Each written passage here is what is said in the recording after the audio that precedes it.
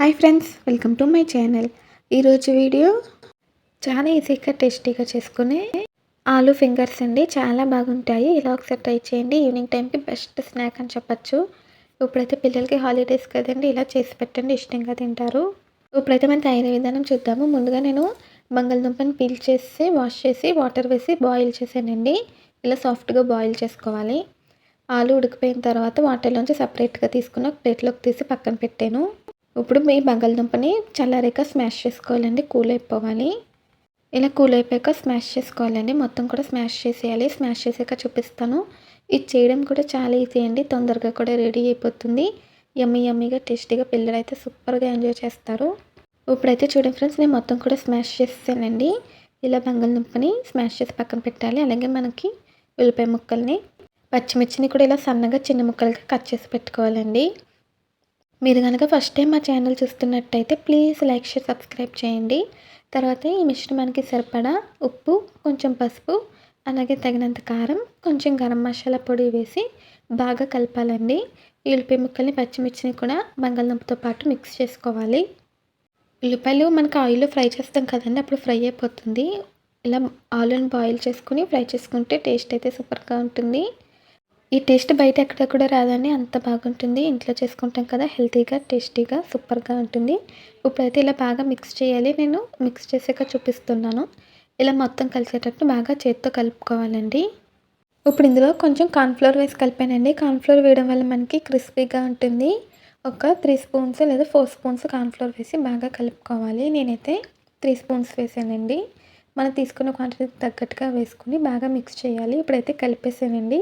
తర్వాత కొద్దిగా ఈ మిశ్రమం తీసుకుని ఇక్కడ చూపించిన విధంగా అయితే మన ఫింగర్స్ అనేవి తయారు చేసుకోవాలి. కొద్దిగా ఈ బంగాళదుంప మిశ్రమం తీసుకొని ముందుగా చిన్న బాల్స్లా చేసుకోవాలండి. ఇలా చేసుకున్న తర్వాత ఒక ప్లేట్ కానీ లేదా చపాతీ పీట మీద కానీ తీసుకొని ఇలా రోల్ చేసుకోవాలండి. కొంచెం మీడియం సైజులో ఉండాలి, మరీ లెంతీగా ఉండకూడదండి, అలా మరీ లావుగా కూడా ఉండకూడదు. మీడియం సైజులో మనకి ఫింగర్స్ ఎలా ఉంటాయో అలా ఉండాలి. చూడండి, బాగా రోల్ అయింది. ఇలాగే మనం అన్నీ కూడా తయారు చేసుకోవాలండి. మళ్ళీ కొద్దిగా మిశ్రమం తీసుకుని చిన్న బాల్లా చేసుకుని రోల్ చేసుకోవాలి. మనకి ఈజీగా రోల్ అయిపోతుందండి. కార్న్ఫ్లోర్ వేసాం కదా, మనకి టెక్స్చర్ కన్సిస్టెన్సీ కూడా పర్ఫెక్ట్గా వస్తుంది. ఉల్లిపాయ ముక్కలు ఉంటాయి కదండి, కొంచెం షేప్ అనేది అలా వస్తుంది. కరెక్ట్గా చూసుకుంటూ అడ్జస్ట్ చేసుకుంటూ చేసుకోవాలి. నేనైతే అన్నీ కూడా చేసేసానండి, మీకు చేసేసాక చూపిస్తున్నాను. పిల్లలు అయితే ఇవి చాలా ఎంజాయ్ చేస్తారండి. సరదాగా ఎప్పుడైనా వర్షం పడినప్పుడు ఈవినింగ్ స్నాక్గా కూడా చేసుకోవచ్చు. ఇప్పుడైతే ప్యాన్ పెట్టి ఆయిల్ వేసానండి. ఆయిల్ కూడా మనం ఎక్కువ ఆయిల్ వేయాల్సిన అవసరం లేదండి, తక్కువ ఆయిల్తోనే మనమైతే డీప్ ఫ్రై చేసుకోవచ్చు. ఇప్పుడు ఆయిల్ వేసి తర్వాత ఇందులోకి మనం రోల్ చేసి పెట్టుకున్న ఆలూ ఫింగర్స్ కూడా వేసేసి ఫ్రై చేసుకోవాలి. మీడియం ఫ్లేమ్లో పెట్టి ఫ్రై చేయాలండి, అప్పుడే లోపల వరకు బాగా ఉడుకుతుంది.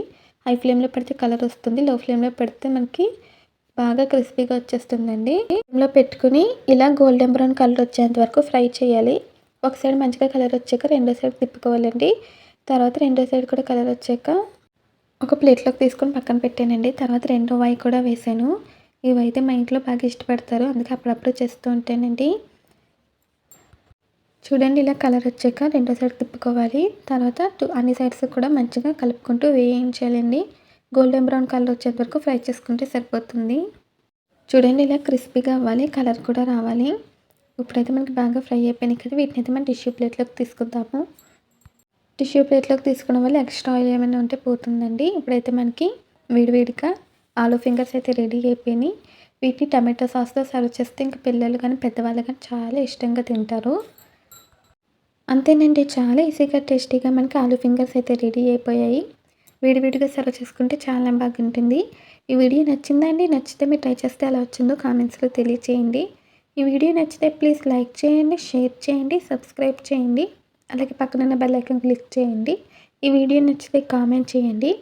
నేనైతే ఒకటి మీకు చూపిస్తున్నాను, చాలా పర్ఫెక్ట్గా ఉడికింది, బాగా వచ్చిందండి. మళ్ళీ కొత్త వీడియోతో కొత్త రెసిపీతో కలుద్దాము. అంతవరకు బాయ్ ఫ్రెండ్స్.